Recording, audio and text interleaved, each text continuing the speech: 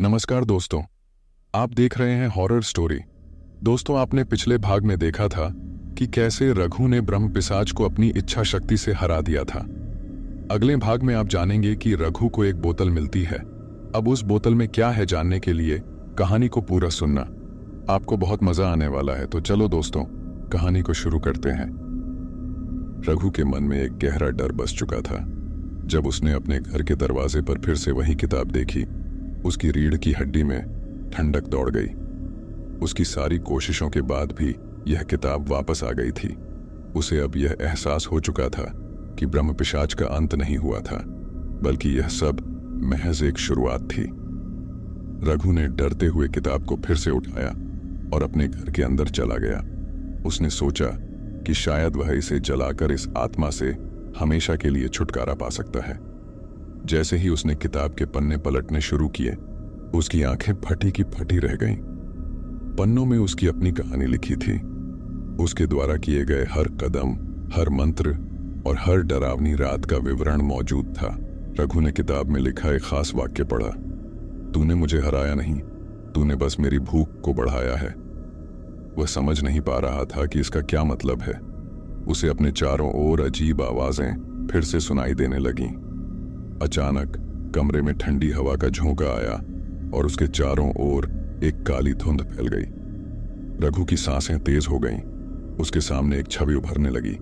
यह ब्रह्म पिशाच था, लेकिन इस बार यह उससे ज्यादा ताकतवर और भयानक लग रहा था। ब्रह्म पिशाच ने कहा, तूने मुझे कमजोर समझा, लेकिन मैं एक श्राप हूं जिसे कभी मिटाया नहीं जा सकता। अब तू मेरी भूख को और बढ़ा चुका है और मैं तेरे जीवन का हिस्सा बन चुका हूं। रघु समझ गया कि अब उसकी जिंदगी कभी सामान्य नहीं हो सकती। उसे साधु की बात याद आई। ब्रह्म पिशाच से निपटना इतना आसान नहीं है। उसने जल्दी से गांव के साधु को बुलाया और किताब की घटना बताई।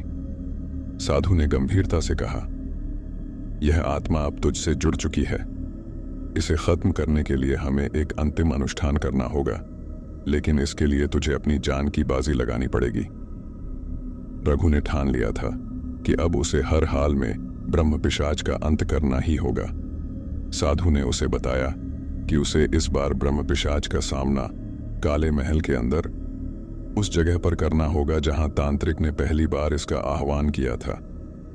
वहीं से इस आत्मा को मुक्त किया जा सकता है।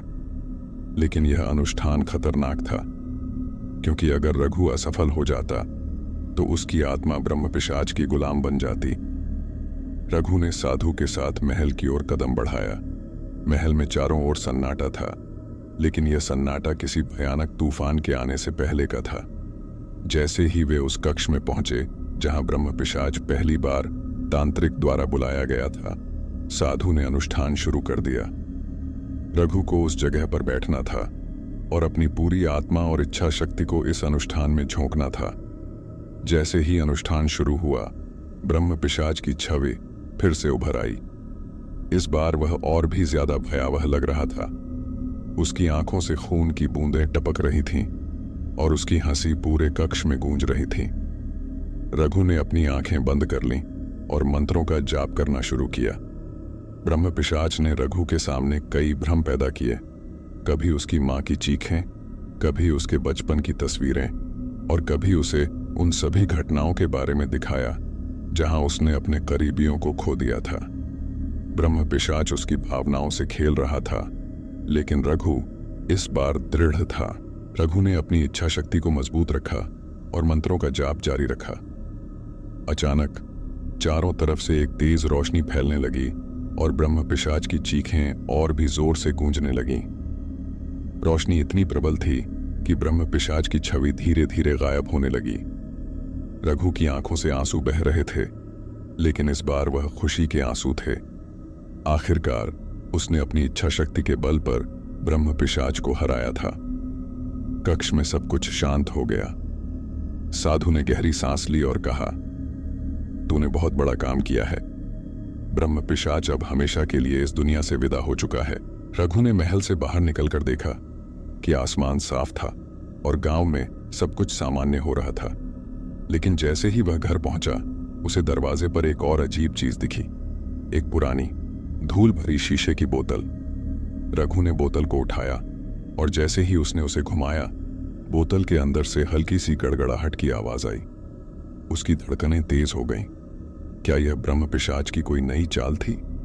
क्या उसकी लड़ाई खत्म हो चुकी थी, या फिर एक और भयानक रहस्य उसकी प्रतीक्षा कर रहा था? क्या रघु वाकई ब्रह्म पिशाच से मुक्त हो चुका है, या इस बोतल में कोई नया श्राप छिपा है?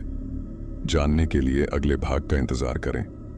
दोस्तों, हमारे चैनल को सब्सक्राइब करें और जानें कि रघु की इस कहानी का अंत कैसे होगा, या फिर यह अंत होगा भी या नहीं।